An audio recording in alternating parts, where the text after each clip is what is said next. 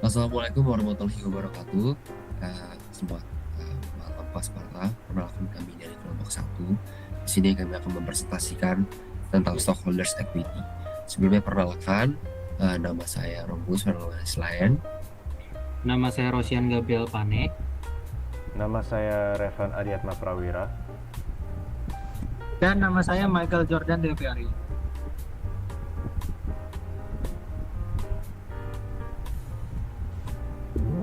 Baik, yang pertama kita mulai dari bentuk perusahaan.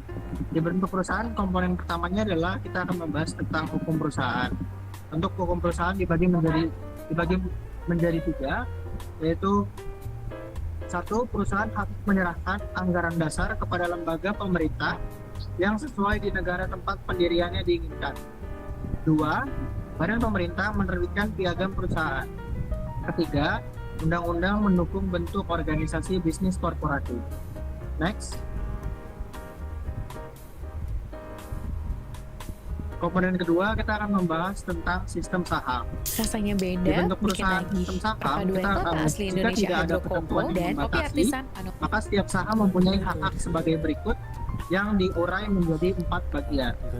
Yang pertama, yaitu untuk membagi keuntungan dan kerugian secara proporsional. Kedua, untuk berbagi secara proporsional dalam pengelolaan atau bisa disebut dengan the right to vote for directors. Yang ketiga adalah untuk berbagi aset secara proporsional pada saat likuidasi. 4, untuk berbagi secara proporsional dalam penerbitan saham baru di kelas yang sama atau bisa disebut dengan primitive right. Next. Click the symbol and after that you have Baik, berikutnya dalam komponen bentuk perusahaan kita akan membahas tentang beragamnya kepentingan kepemilikan. Jadi kita akan mengetahui bahwa di kepentingan kepemilikan dalam suatu bentuk perusahaan itu ada jadi 3 bagian, di mana saham biasa mewakili sisa kepemilikan korporasi. Yang pertama itu menanggung resiko kerugian terbesar. Yang kedua, menerima manfaat kesuksesan. Yang ketiga yaitu tidak ada jaminan dividen atau aset pada saat pembubaran. Preference share atau saham istimewa diciptakan berdasarkan kontrak ketika pemegang saham mengorbankan hak-hak tertentu dengan imbalan hak atau keistimewaan lainnya, atau bisa disebut dengan usually dividend preference atau dividen istimewa. Next.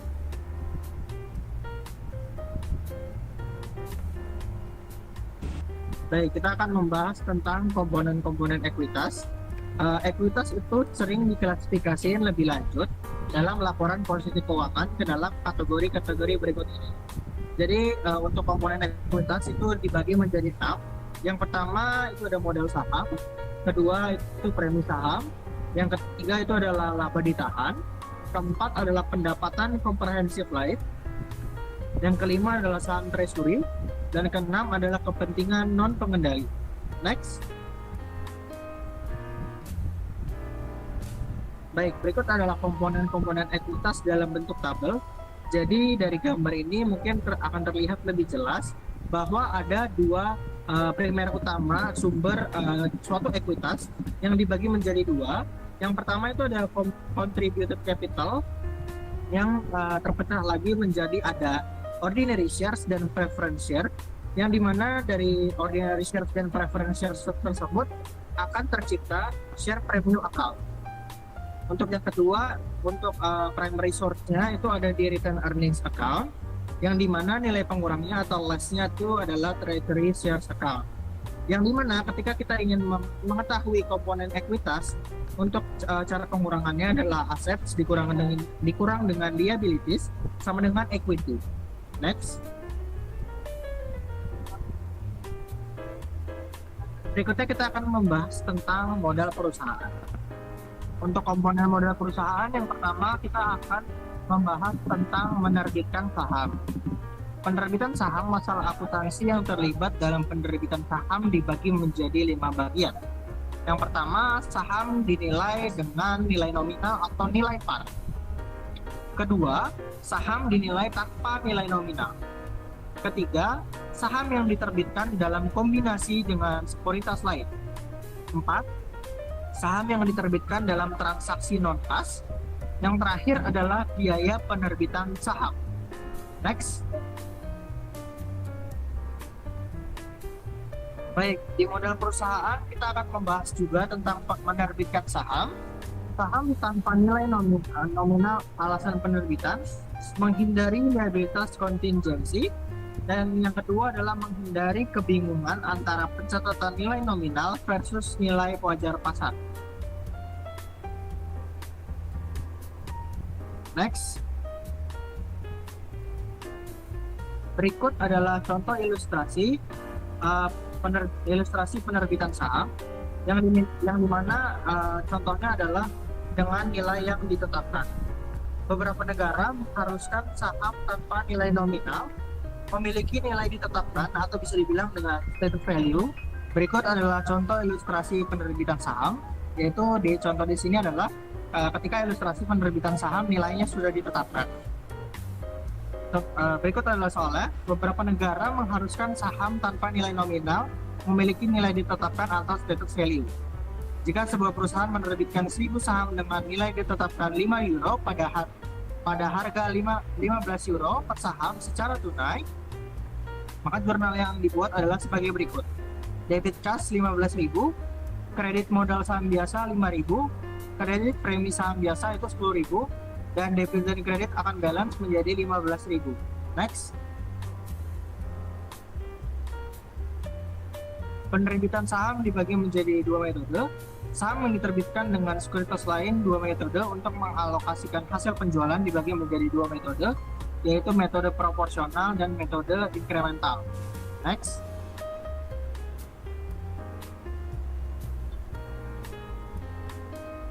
Saham yang diterbitkan dengan sekuritas lain berikut adalah contoh soalnya.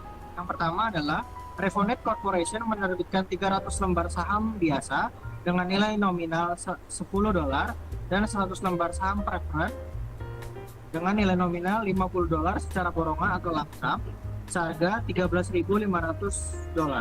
Saham biasa memiliki nilai pasar $20 per lembar dan saham preferred memiliki nilai pasar $90 per lembar. Next. Berikut adalah penerbitan saham dengan sekuritas lain dengan metode proporsional, yang dimana ordinary shares sudah disebutkan bahwa sebanyak 300 dan preference shares sebanyak 100 lembar, dan amount untuk penghitungan ordinary shares yaitu $20 dan preference shares yaitu $90, yang menghasilkan total 6.000 untuk ordinary shares dan 9.000 untuk preference shares, di mana presentasinya adalah 40% dan 60%, 40% untuk ordinary shares dan 60% untuk preference shares, yang dimana fair market value-nya menjadi 15.000. Nah, untuk alokasinya berdasarkan alokasi yaitu ordinary harus 40% dan preference shares sebanyak 60%.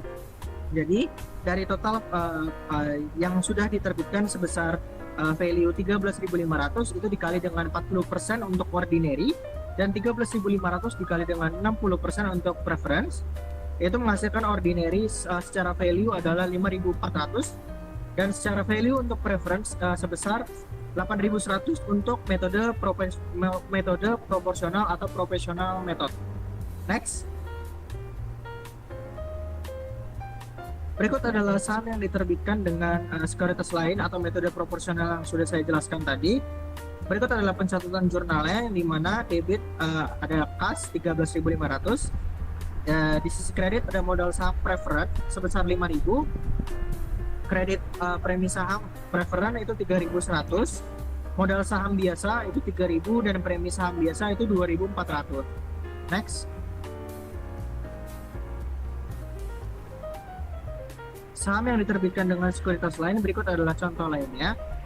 Ketika Revonet Corporation menerbitkan 300 lembar saham biasa dengan nilai nominal $10 dan 100 lembar saham preferred dengan nilai nominal $50 secara borongan lamsam seharga 13.500 secara value, dan saham biasa memiliki nilai pasar yaitu $20 per lembar, sedangkan nilai pasar saham preferred itu tidak diketahui.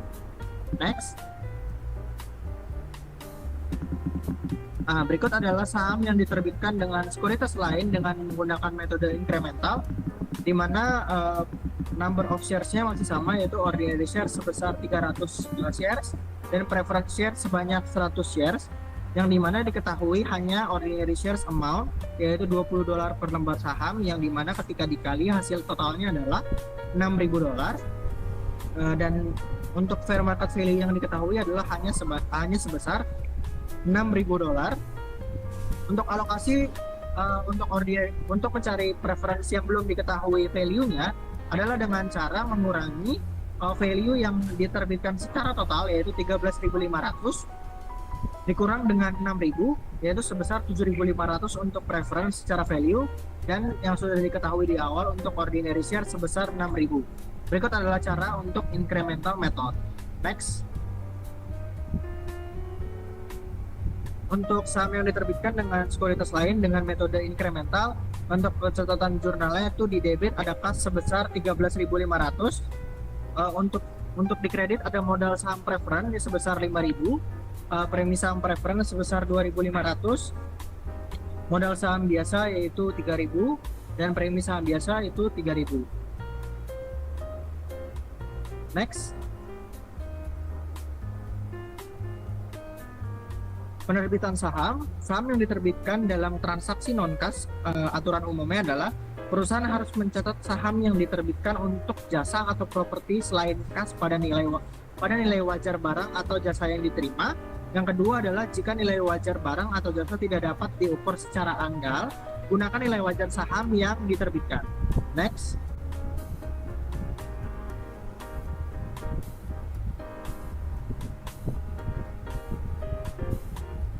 Berikutnya adalah penerbitan saham non-kas, yaitu adalah serangkaian transaksi berikut mengilustrasikan prosedur pencatatan penerbitan 10.000 lembar saham biasa dengan nilai nominal €10 untuk ditukarkan dengan sebuah paten pada Marlowe Company dalam berbagai situasi.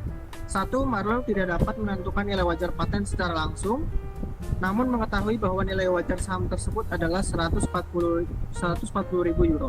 Untuk di debit ada paten sebesar 140.000, di kredit ada modal saham biasa sebesar 100.000, dan premi saham biasa yaitu 40.000. Next.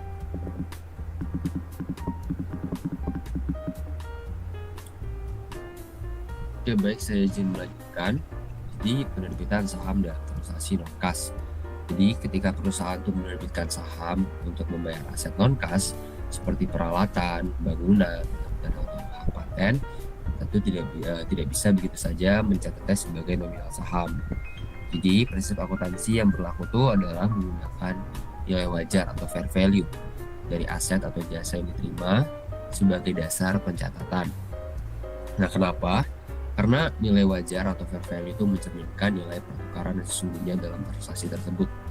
Jadi kalau misalkan nilai wajar aset tidak bisa diukur secara andal, mungkin karena aset itu unik atau mungkin tidak ada di pasar aktif, maka kita menggunakan nilai wajar saham yang diterbitkan sebagai patokan.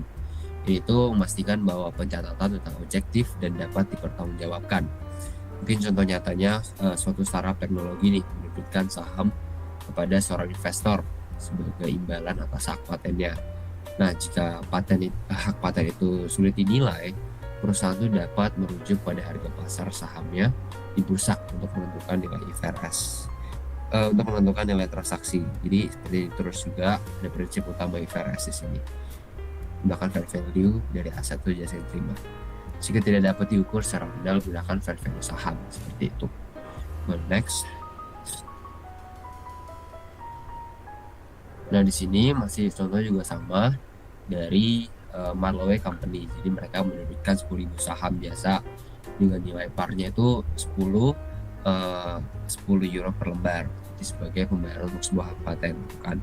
Nah, sini kan ada beberapa skenario gitu kan. Nah, pencatatannya ini kalau misalkan skenario pertama itu kan berarti kan nilai wajar dari paten ini tidak diketahui. Nah, tetapi harga pasar saham Marlowe saat itu adalah 14 euro per lembar. Di total nilai sahamnya tuh total nilai fair value sahamnya adalah 140.000 euro. Maka paten itu dicatatnya 140.000 euro. Jadi kalau misalkan di jurnal ya, paten debit 140.000 terhadap modal saham biasa dan agio saham biasa 40.000. Di sini kayak share premi gitu. Next.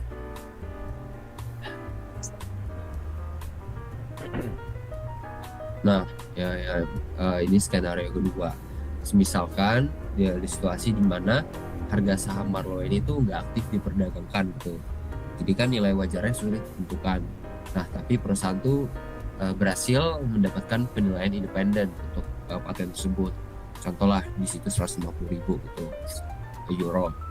Maka meskipun sahamnya itu memiliki nilai parnya itu 10 euro per lembar, kita tuh mencatat transaksi nilai paten itu dengan jurnal seperti ini. Paten di debit 50.000, ini pakai bahasa Indonesia ya.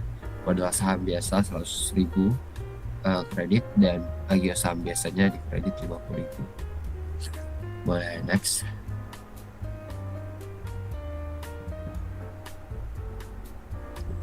Terus yang ketiga, skenario ketiga, gimana nih kalau misalkan kedua nilai mungkin baik dari sahamnya maupun patennya itu sulit ditentukan.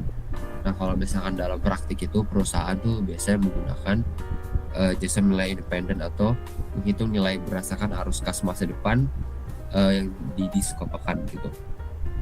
Contoh misalkan kalau misalkan di sini tuh hak patennya itu 50.000, modal sahamnya 100.000, agio sahamnya 50.000. Nah, di sini tuh kita tuh bisa lihat kalau pencatatan itu tuh di sini anggaplah untuk nilainya maaf Pak, ada kesalahan penulisan di sini, 125.000 harusnya untuk hak patennya. Jadi untuk debitnya itu 125.000, modal saham biasanya 100.000, terus di sini di bawahnya untuk si agio saham biasanya itu 25.000. Jadi intinya tuh sebenarnya pencatatan tuh harus menggambarkan substansi ekonomi transaksi gitu. Jadi bukan yang cuma sekedar formalitas dalam penulisan saja, tapi ada jalan-jalan lain yang harus sesuai dengan standar. Boleh next. Nah, biaya penerbitan saham. Jadi biaya langsung seperti underwriting, hukum, percetakan, dan pajak tuh mengurangi profit dari penjualan saham. Maksudnya apa sih?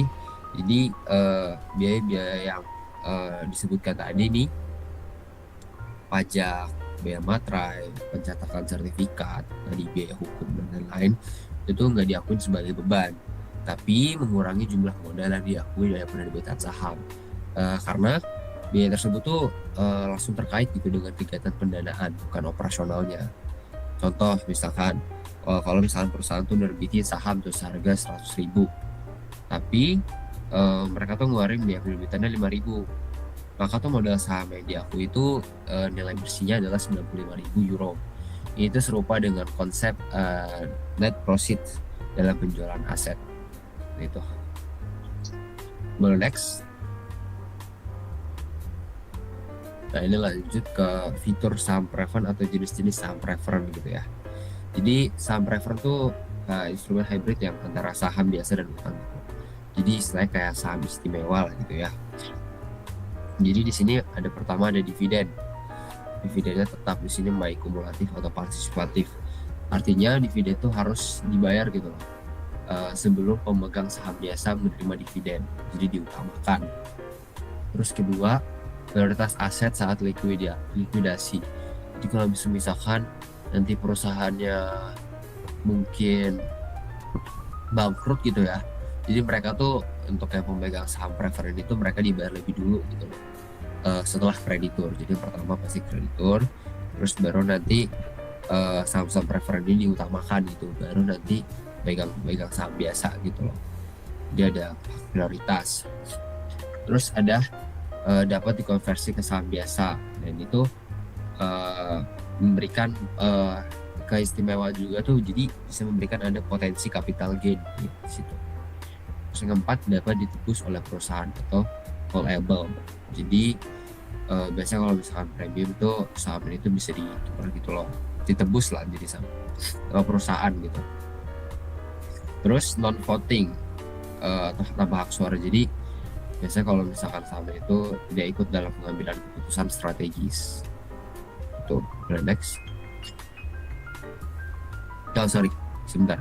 Jadi kalau misalkan dari jenis-jenis yang tadi tuh tunjukin kalau misalkan saham preferen tuh menarik tuh bagi investor gitu, karena mereka tuh punya pendapatan yang lebih tetap dan risikonya tuh lebih rendah gitu loh misalkan dari saham biasa.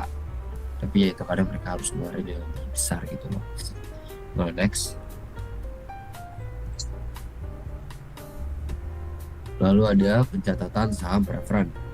Jadi misalkan secara akuntansi penerbitan saham preferen tuh mirip kayak saham biasa. Misalnya mungkin di sini ada contoh dari kasusnya Bishop List. Dia menerbitkan 10.000 lembar saham preferen dengan nilai parnya itu 10 euro per 10 euro per dolar, 10 dolar. Dijual dengan harga 12 pounds per lembar gitu. Nah, di sini tuh pencatatannya tuh di debit 120.000 pounds, terus modal saham preferen itu 100.000 di kredit dan juga saham preferen kayak saham biasa lah gitu lah, di preferen saham pref. Terus jadi intinya harga ini tuh mencerminkan kayak kepercayaan investor gitu terhadap perusahaan di atas nilai nominalnya.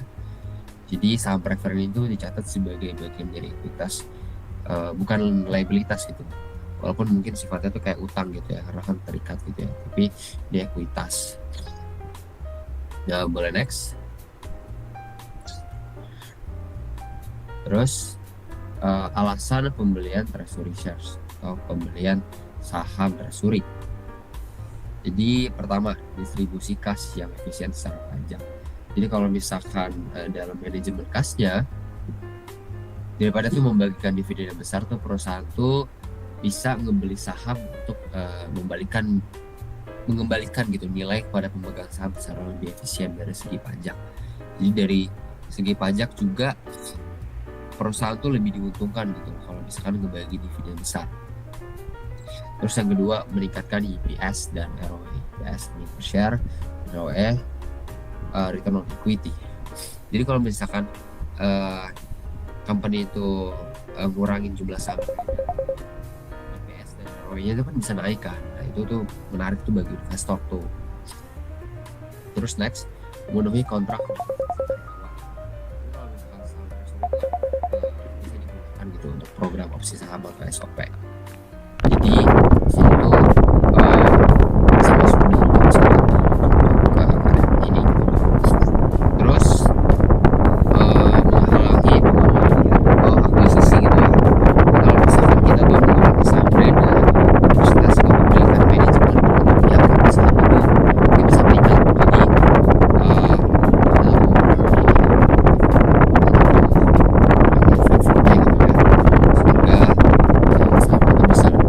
Jadi untuk pasar saham itu atau stabilitas harga. Jadi perusahaan tuh bisa menopang harga saham di pasar tuh dengan memasang harga rendah. Gitu. Next. Metode pencatatan treasury shares. Jadi penjelasan ada dua metode di sini ya. Pertama ada metode biaya atau cost method. Itu bisa lebih umum digunakan karena treasury shares itu tuh biasa dicatat sebesar harga beli. Jadi disajikan tuh untuk sebagai pengurang dari ekuitas. Dan yang kedua ada metode nilai par value method. Itu jarang digunain karena menganggap bahwa pembelian tuh sebagai pengurangan modal saham secara langsung. Tapi kalau misalkan dalam kedua metode ini, treasury shares itu bukan aset, karena perusahaan tuh nggak bisa ngakuin keuntungan atau kerugian dari kepemilikan atas dirinya sendiri gitu. Jadi ini kontra dari ekuitas. Boleh next. Oke, di sini ada ilustrasinya tentang pembelian saham treasury ya. Jadi contohnya di sini ada Pacific Company telah menerbitkan 100.000 lembar saham biasa dengan nilai nominal atau par value $1 per saham yang dijual dengan harga $10 per saham. Dan itu perusahaan memiliki laba bertahan sebesar $300.000 kayak gitu. Nah, di sini pencatatannya kita lihat dari equity-nya bisa ditulis.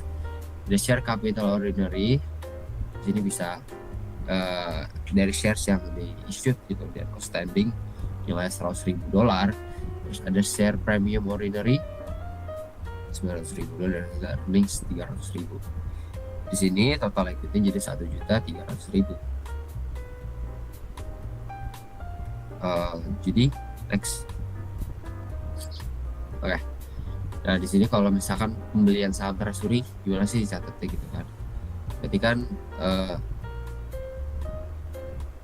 ya di sini ada membeli gitu kan 10.000 lembar saham sendiri di pasar dengan harga $11 per lembar gitu kan, totalnya 110.000. Nah, berarti di sini dicatat tuh dengan di debit tuh treasury shares saham treasury 110.000 dan di kreditnya itu ada cash gitu ya sebesar 110.000. Jadi sama aja semakin kayak kita ngeluarin cash untuk bisa dapetin saham treasury gitu. Next. Oke. Terus kira-kira kalau misalkan dari ekuitas itu gimana gitu setelah ngebeli saham treasury gitu kan bakal inputnya gimana? Jadi di sini setelah pembelian jumlah saham beredar yang berkurang kan dari 100.000 jadi 90.000 kan, dari 10.000 nya dari dijual. Terus modal saham biasa dari itu ada 100.000 modal saham tetapnya, agio sahamnya tetap 900.000 dan laba ditahannya tetap 300.000. Dan di sini kan dikurangin dari treasury shares kan 110.000 kan, berarti total ekuitasnya berkurang. Jadi 110.000, jadi total ekuitasnya itu menjadi 1.190.000. Maaf di sini ada kekeliruan dalam tulisannya. Jadi di sini ada kekurangan jadi 1.190.000. Itu next.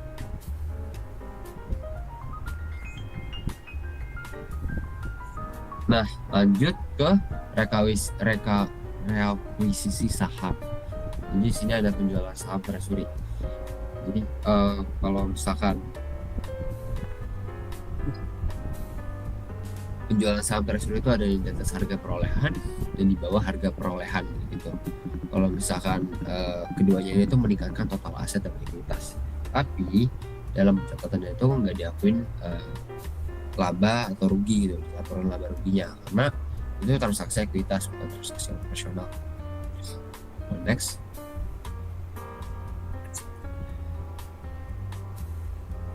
Oke, ini masih tadi ada sedikit tambah lagi dari penjualan saham treasury-nya. Jadi kalau misalkan di sini penjualan saham treasury dengan perolehan kan Pacific Company kan sebelumnya kan ngebeli lagi 10.000 saham treasury dengan harga $11 per saham. Nah, pada tanggal 10 Maret perusahaan itu kembali menjual 1.000 saham dengan harga $15 per saham. Pacific mencatat transaksi tersebut sebagai berikut. Jadi pada kas itu $15.000 pada debit, terus pada kredit saham treasury 11.000 dan saham premium treasury ada 4.000. Next.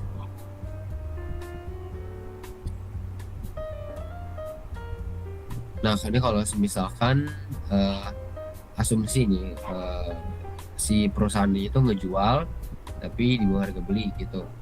Jadi asumsi bahwa Pacific Company menjual kembali tambahan 1.000 saham treasury dengan harga $8 per saham pada tanggal 10 April. Nah, transaksi ini dicatat sebagai kas kan, dan dia kan menjual sahamnya kembali dapat kas kan, dapat 8.000, saham premium treasury 1.000, laba ditahannya 2.000, jadi 11.000. Seperti itu karena di sini tuh ngurangin laba ditahan.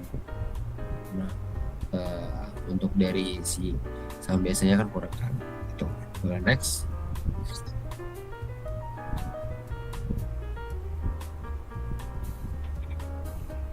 Baik, yang selanjutnya ada requisition of share. Di sini ada retiring treasury shares. Nah, keputusan dari requisition of share itu mengakibatkan satu, pembatalan saham treasury. Yang kedua, pengurangan jumlah saham yang diterbitkan. Saham treasury yang dipensiunkan atau dibatalkan memiliki status sebagai saham portable atau saham dalam modal dasar yang belum diterbitkan. Sebagai contoh, jika sisa 7.000 lembar saham treasury tidak akan dijual kembali, maka jurnalnya adalah sebagai berikut.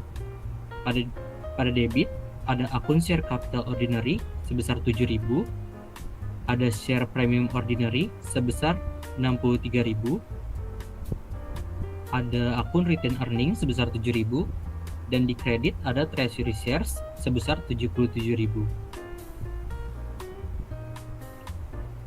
Posisi ekuitas setelah pembatalan atau retiring saham treasury sebesar 7.000 lembar, yaitu share capital jumlahnya ada 93.000, share premium ordinary jumlahnya tersisa 837.000, retain earning tersisa 291.000, treasury share ordinary tersisa sebesar 0, dan total ekuitasnya adalah $1.221.000.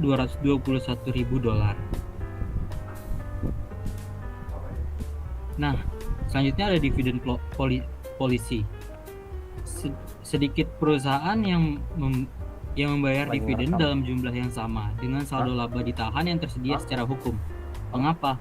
Yang pertama itu ada menjaga perjanjian dengan kreditur, biasanya untuk mematuhi batasan atau covenants dalam kontrak utang. Gak bisa, gue lagi ngerekam. Yang kedua, lagi ngerekam memenuhi pakai persyaratan ini buat korporasi, misalnya untuk cadangan wajib atau aturan internal perusahaan.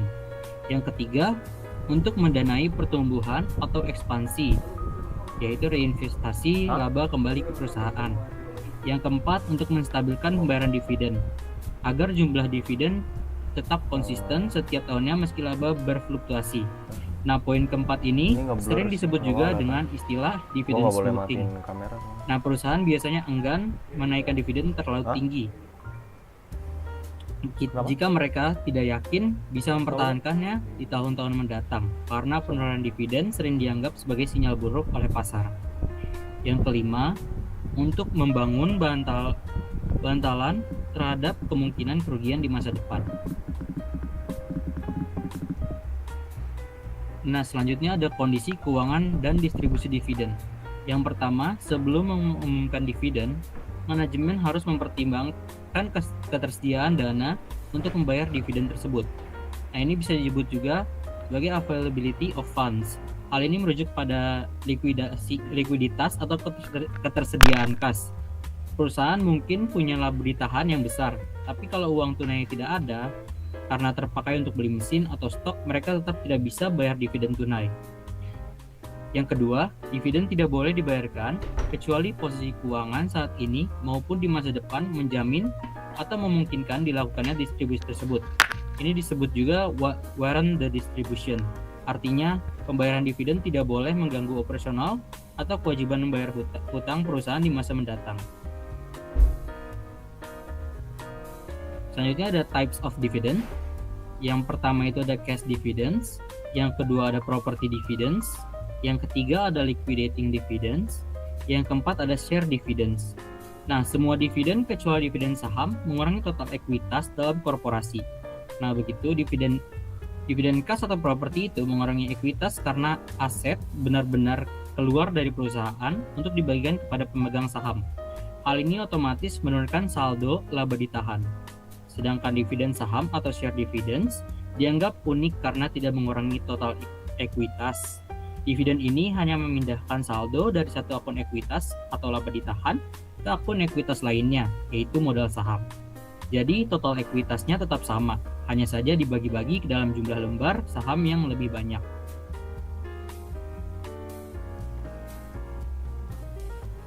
Nah, selanjutnya ada cash dividends. Nah, di sini Dewan Direksi memberikan suara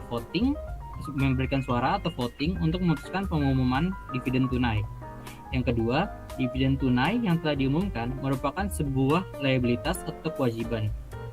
Yang ketiga, perusahaan tidak mengumumkan atau membayar dividen tunai atas saham treasury.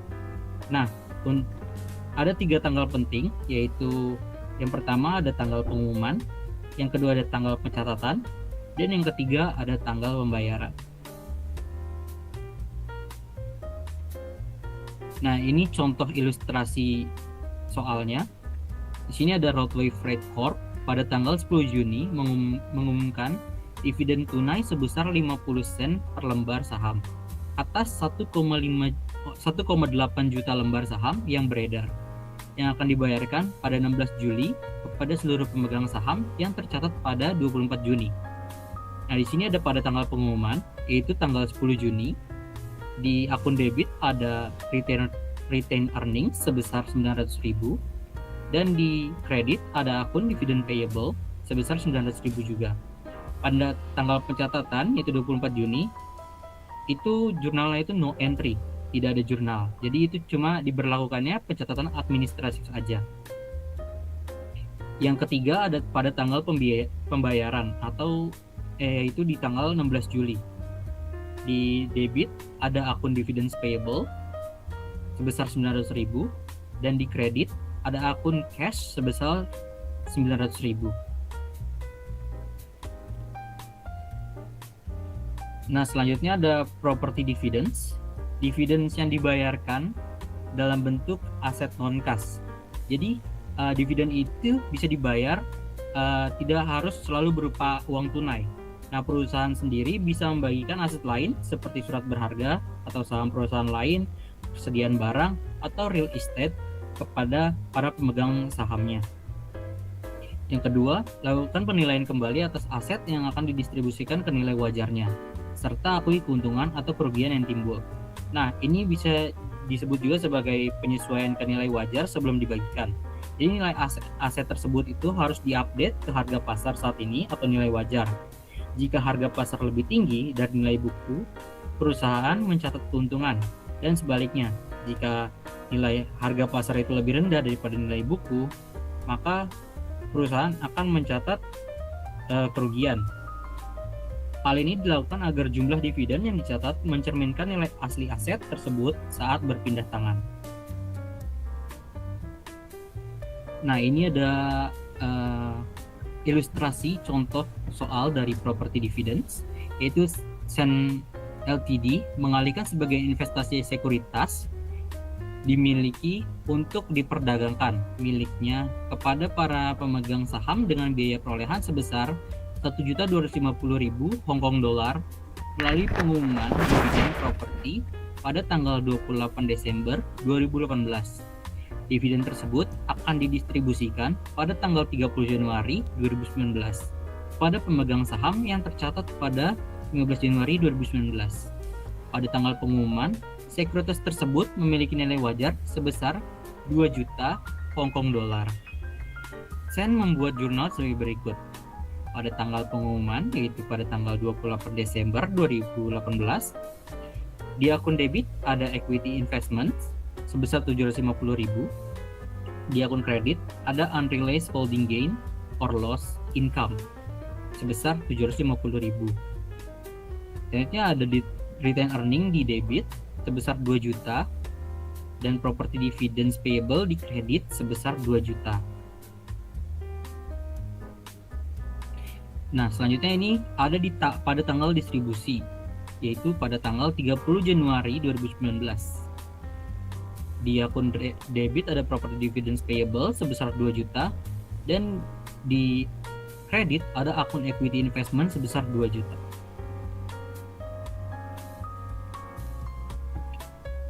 Nah, di sini ada liquidating dividends. Setiap dividen yang tidak didasarkan pada laba akan mengurangi jumlah modal yang disetor oleh pemegang saham. Nah, dividen normal itu diambil dari laba ditahan atau retain earning yang artinya bagian keuntungan hasil usaha. Sedangkan dividen likuidasi, jika perusahaan membagikan dividen melebihi total laba ditahan yang ada, maka kelebihannya dianggap sebagai pengembalian modal. Dampaknya bukan akun retain earnings yang berkurang, melainkan akun tambahan modal disetor atau additional paid in capital atau share premium. Dengan kata lain, perusahaan mengembalikan uang yang dulu disetorkan investor, bukan membagikan keuntungan. Nah, di sini ada ilustrasi dari liquidating dividends, yaitu McChesney Mines Inc. menerbitkan dividen kepada para pemegang saham biasanya sebesar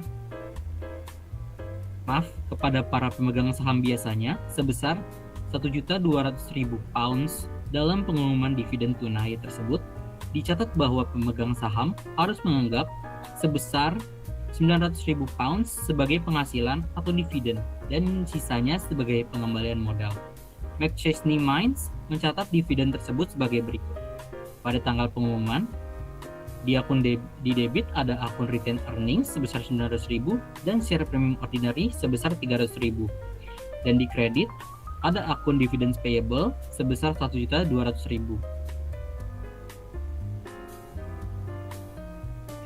Di sini ada lanjutannya, yaitu pada tanggal pembayaran.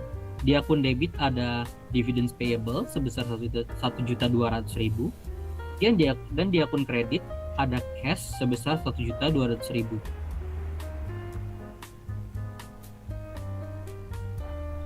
Oke, izin mengambil alih. Sekarang kita membahas share dividends and share splits. Karakter penting yang harus kita cantumkan itu pada share dividends adalah satu, mereka itu tidak melibatkan arus kas, jadi perusahaan tidak menerima uang, begitupun pemegang saham juga tidak membayar. Poinnya ini tuh dividen saham ini beda, perusahaannya nggak mengeluarkan duit sepeser pun, dan kita sebagai pemegang saham gitu dari perspektifnya tidak memberi duit balik, jadi transaksinya cuma di atas kertas, atau lebih tepatnya di sistem pencatatan saham. Terus kedua, menggunakan nilai nominal atau par value, bukan nilai pasar atau fair value untuk pencatatan akuntansinya. Kalau jual saham di pasar itu misalnya dengan harga let's say kayak 10.000, tapi di balik layar tiap saham punya harga asli atau nilai nominal, yaitu par value, misalnya cuma Rp100. Untuk bagi-bagi saham ini yang dipakai buat catat akuntansi itu harganya hanya yang Rp100, bukan yang 10.000. Jadi hitungannya pakai harga lama zaman sahamnya waktu pertama kali diterbitkan. Oke, untuk poin ketiganya, tidak mengubah aset atau liabilitas perusahaan, hanya perubahan komposisi ekuitas. Akibat dari poin pertama tadi yang barusan kita bahas, karena nggak ada duit yang keluar, maka total kekayaan perusahaan juga ya tetap sama persis. Asetnya tidak berkurang, utangnya juga tidak bertambah, cuma komposisi modal dalam perusahaan itu yang berubah, seolah-olah sebagian laba dialihkan jadi modal saham gitu. Untuk poin nomor 4, jurnal akuntansi mencerminkan reklasifikasi dalam ekuitas. Nah ini jurnal akuntansinya sebenarnya bisa dibilang simple ya. Debit dikurangi itu adalah debit itu mengurangi laba ditahan. Laba yang ditahan ya perusahaan mengurangi. Kredit itu menambah ordinary share dividend distributable. Ini semacam janji raja bahwa perusahaan akan kasih saham tambahan. Intinya ini hanya kayak memindahkan pos di dalam kelompok ekuitas sendiri, seperti memindahkan uang dari dompet A ke dompet B gitu. Boleh next.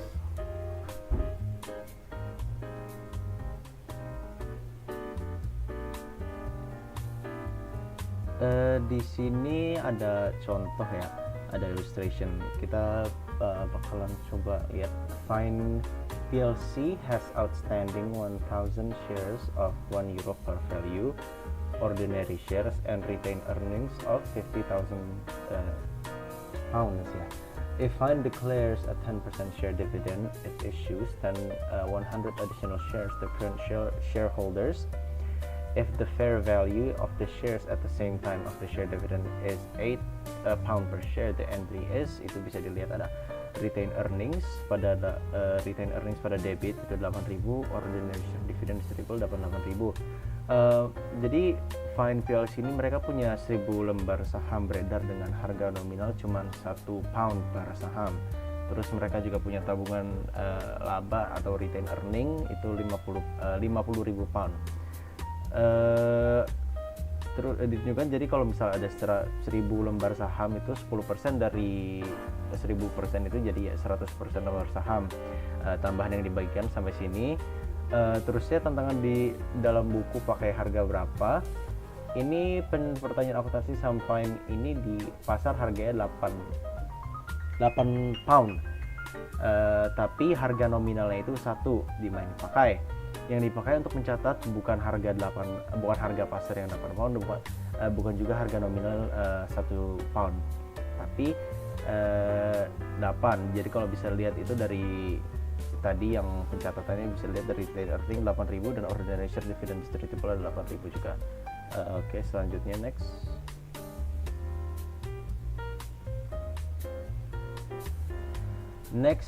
Di sini ada illustration kedua. Fine PLC has outstanding 1,000 shares of 1 pound par value. Ordinary shares.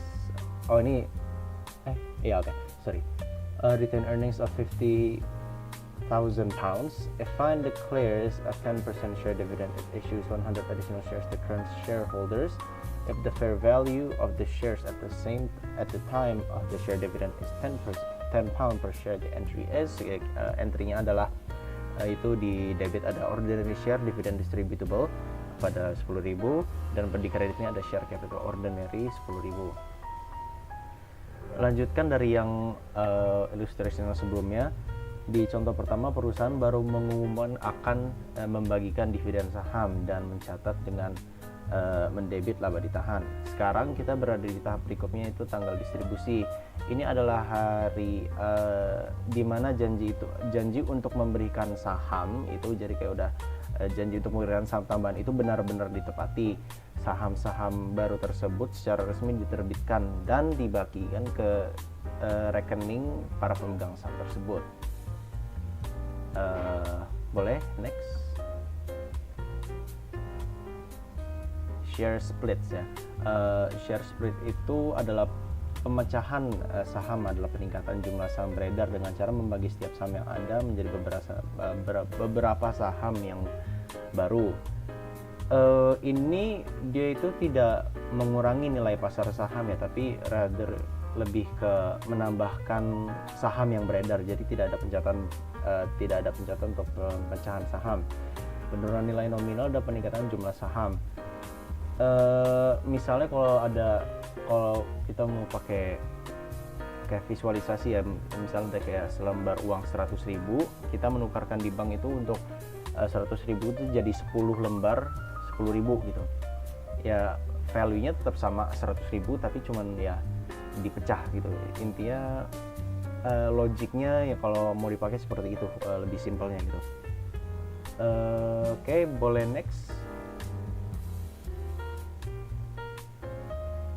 Oke, perbedaan dari share dividends dan share splits ya. Yang seperti yang bisa dilihat itu share dividends itu menambahkan jumlah shares outstanding serta menambah total par value outstanding shares. Dibanding sama share splits itu mereka berbeda. Share split hanya menambahkan jumlah shares outstanding serta mengurangi par value.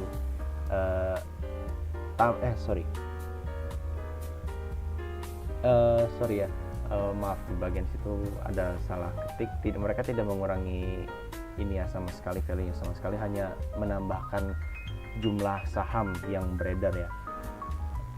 Oke, boleh next.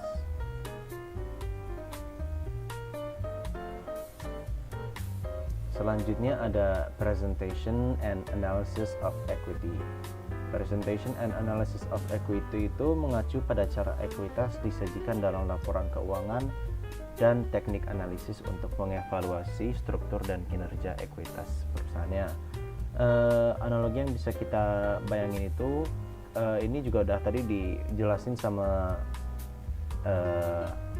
Noel ya di ini sebelumnya. Jadi pemegang saham preferen dibanding sama pemegang saham biasa itu prioritasnya beda, di mana kalau misalnya ada terjadi kebangkrutan, pemegang saham preferen itu akan diprioritaskan untuk dibayar hutangnya gitu loh, dibandingkan sama pemegang saham biasa. Ya selain walaupun jadi kalau misalnya di ranking gitu ya dari awal itu ya kreditur atau bank gitu yang diprioritaskan, lalu pemegang saham preferen, lalu pemegang saham biasa. Next boleh.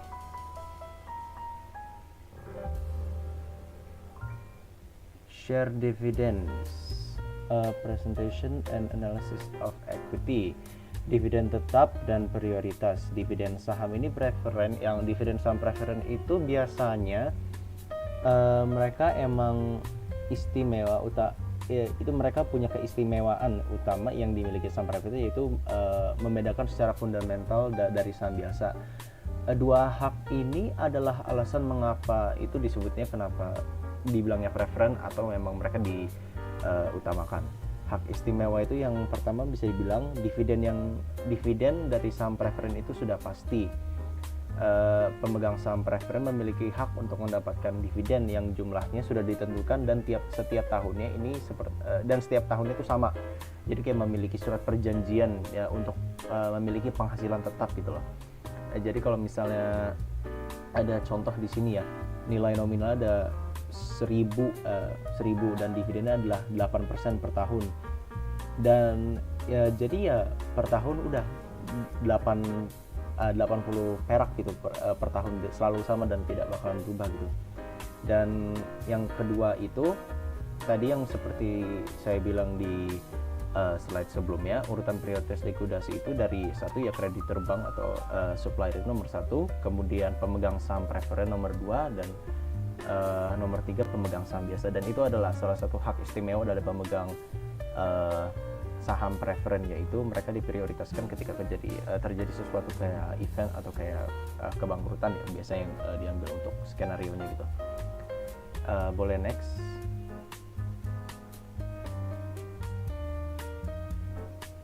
Presentation and analysis of equity, misalnya disclosure and restrictions on retained earnings ya. Di sini kita membahas bagian penting dalam penyajian ekuitas, yaitu tentang pembatasan.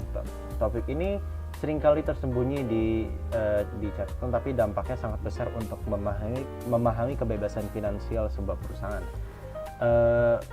Let's say kalau misalnya kita punya tabungan di bank sebesar 100 juta, ternyata 60 juta dari tabungan itu digadaikan ke bank sebagai jaminan untuk untuk sebuah pinjaman. Artinya Anda tidak bisa seenaknya mengambil 60 juta itu.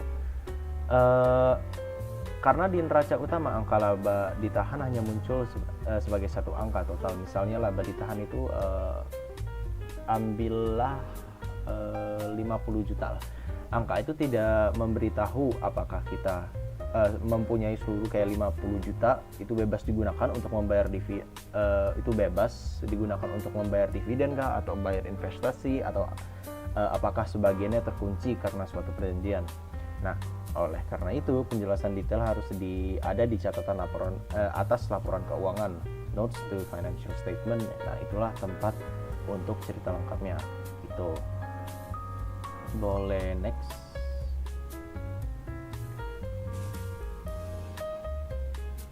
Presentation of statement in equity. Yang kita lihat contoh laporan perubahan ekuitas dari perusahaan kimia dunia BASF Group ya. BASF Group. Laporan ini seperti buku catatan tabungan perusahaan yang mencatat semua mutasi selama setahun. Posisi awal dan akhir ini seperti saldo awal dan saldo akhir rekening bank. 1 Januari 2015 total ekuitasnya itu adalah 28.195, itu hitungannya juta atau ribuan ya. 28.195 ya, kalau misalnya udah perusahaan pasti juta ya. Juta gitu. Dan pada tanggal 31 Desember 2015 total ekuitasnya menjadi 31.545 juta. Artinya dalam setahun kekayaan bersih BASF ini bertambah ya. Dan kita bisa tahu dari sini apa saja transaksi yang mempengaruhi ekuitas.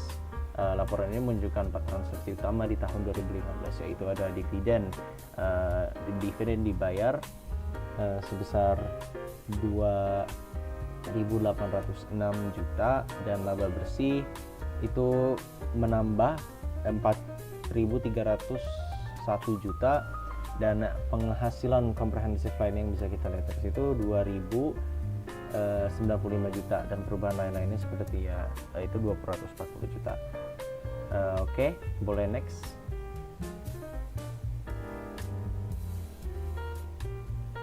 Oke, kita sekarang ini membahas untuk return on ordinary share equity ya.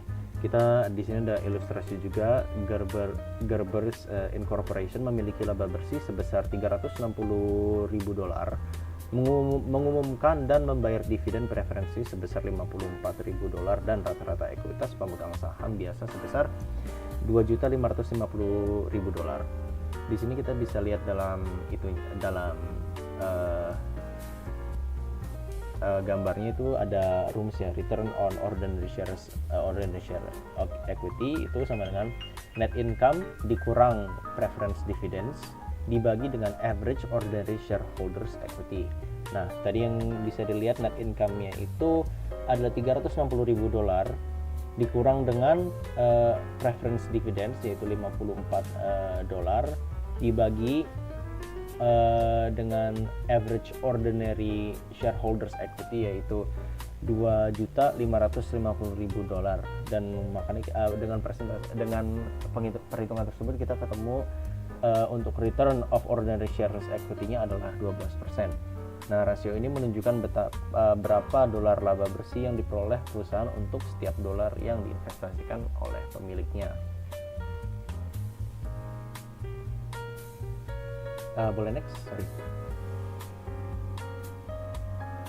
Next, kita masuk ke payout ratio ya. Payout ratio itu rumusnya dimulai dari cash dividends dibagi net income dikurang preference dividends. Kalau misalnya itu kebaliknya. Ilustrasinya di Troy SA memiliki dividen tunai sebesar 100.000 dan laba bersih sebesar 500.000 dan tidak ada saham preferensi yang beredar. Jadi karena tidak ada preference dividends, kita langsung aja cash dividends dibagi net income tersebut yang ketemu 20%. Boleh next.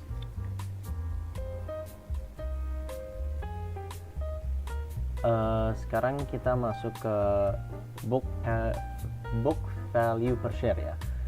Ilustrasi yang bisa kita lihat dari sini, ekuitas pemegang saham biasa Shen Ltd adalah 1 juta dan memiliki 100.000 saham biasa yang beredar. Berarti kita untuk mencari book value per share itu kita cuma perlu untuk ordinary shareholders equity dibagi dengan outstanding shares, yaitu tadi yang bisa dilihat ada 1 juta dari ordinary shareholders equity dibagi dengan total saham yang beredar itu 100.000, dan maka ketemu per share-nya itu adalah 10 Hong Kong dollar ya, 10 Hong Kong dollar. Nah, jumlah yang akan diterima setiap saham jika perusahaan dilikuidasi berdasarkan jumlah yang dilaporkan pada laporan posisi keuangan. Boleh next.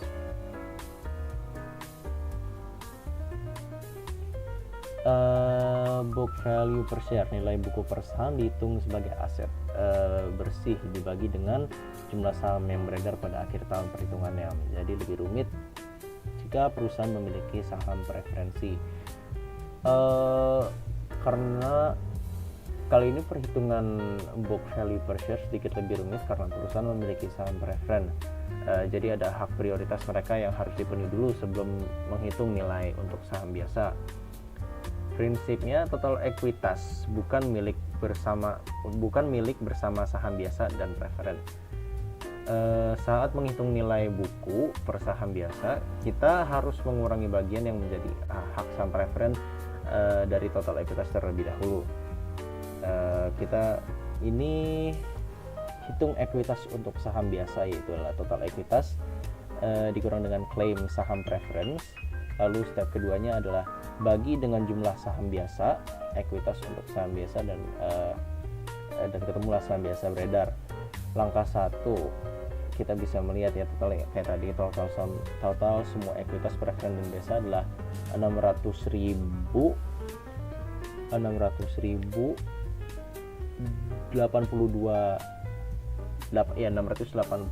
apa itu 82. Klaim saham preferen klaim saham preferensi adalah 300.000. Ilustrasi ini mengasumsikan bahwa klaim saham preferen sebesar nilai adalah 300.000, maka ekuitas untuk kita hanya perlu untuk mengurang tadi itu yang 600.000 dikurang 600.082 dikurang 300.000, jadi ketemu untuk ekuitas saham biasanya adalah 300.082 itu. Dan saham biasa yang beredar adalah 4.000 tadi 4.000, maka 300.082 dibagi 4.000 ketemu book value per share-nya per lembar ordinary 150 euro ya, euro kurang tahu deh. Oke, boleh next.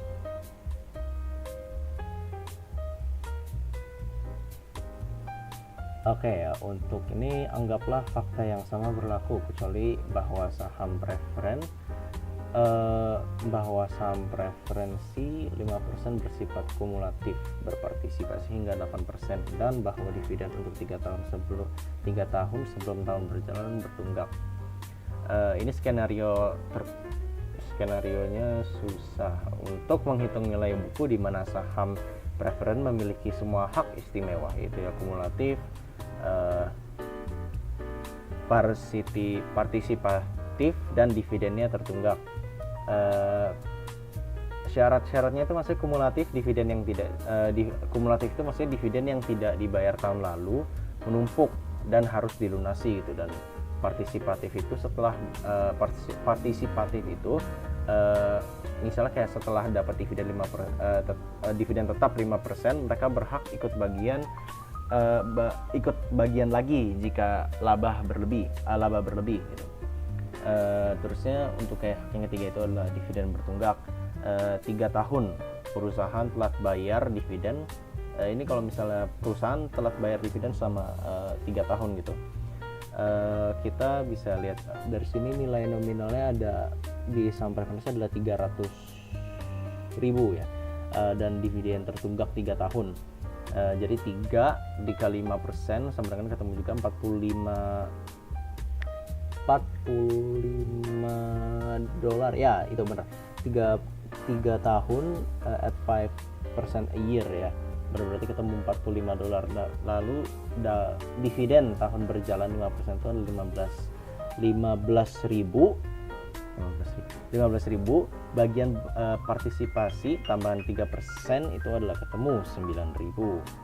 Total klaim saham preferen itu tadi jadi dijumlahkan yang tadi semua 300.000 tambah 45.000 tambah 15.000 tambah 9.000 ketemu 369.000 ya, 369.000. Lalu langkah kedua ya hitung sisa ekuitas untuk saham biasa. Jadi total semua ekuitas tadi 5 ini udah lihat di jumlahnya 531.082. Lalu itu di book value per share dibagi sama 4.000 ya. Ya, dibagi sama 4.000 ketemu jumlahnya, jadi per share-nya itu 132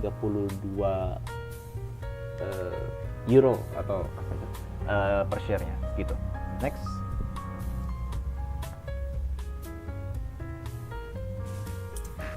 Baik, izin melanjutkan. Jadi untuk kesimpulannya, jadi sebelum ke poin penting itu, jadi topik equity pada pembahasan kali ini bahwa itu bukan soal tentang neraca dan jurnal kerja, tapi tentang bagaimana perusahaan mengelola struktur kepemilikan, terus memberikan nilai kepada pemegang saham dan mematuhi regulasi yang berlaku. Di sini ada beberapa poin penting yang sudah saya rangkum dari pembahasan ini. Pertama, tentang penerbitan saham. Jadi penerbitan saham baik kas maupun non kas itu harus mencerminkan nilai ekonomi yang sesungguhnya. Jadi prinsip yang sudah tadi kita bahas tentang fair value itu menjadi kunci agar laporan keuangan tetap relevan dan dapat dipercaya. Terus yang kedua ada saham preferen. Jadi saham preferen ini yang tadi sudah dijelaskan bahwa perbedaan dengan saham biasa gitu, itu instrumen yang lebih fleksibel gitu ya, dapat dirancang sesuai kebutuhan perusahaan dan investor. Tapi fitur-fitur ada yang kumulatif, tadi ada yang partisipatif dan konversi itu tuh harus diungkapkan dengan jelas gitu, karena itu pasti akan berdampak pada perhitungan dividen hak suara. Jadi kalau misalkan nanti di soal muncul tentang saham preferen dan mungkin beberapa jenis-jenis khususnya gitu ya, itu nanti mempengaruhi loh nanti ke penghitungan dividen dan hak-hak suaranya gitu loh. Terus lanjut ke treasury shares. Jadi treasury shares itu bukan cuman sekedar pembelian saham kembali gitu ya, tapi merupakan tuh dari perusahaan tuh alat strategis untuk manajemen modal, pertahanan akuisisi gitu, sama insentif karyawan. Jadi pencatatnya itu tetap penting karena agar ekuitas tuh nggak overstate gitu loh.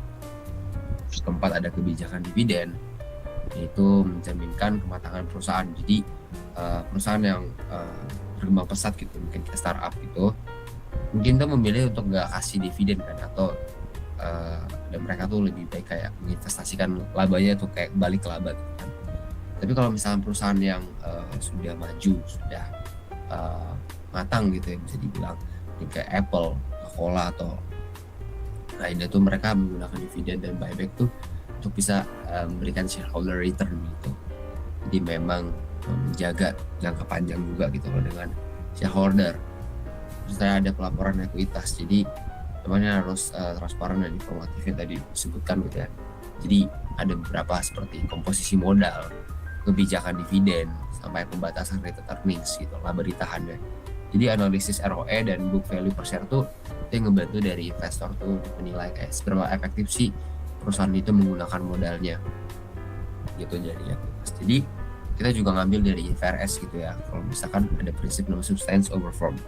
Jadi transaksi ekuitas tuh harus dicatat berdasarkan substansi ekonomi, bukan hanya bentuk hukumnya.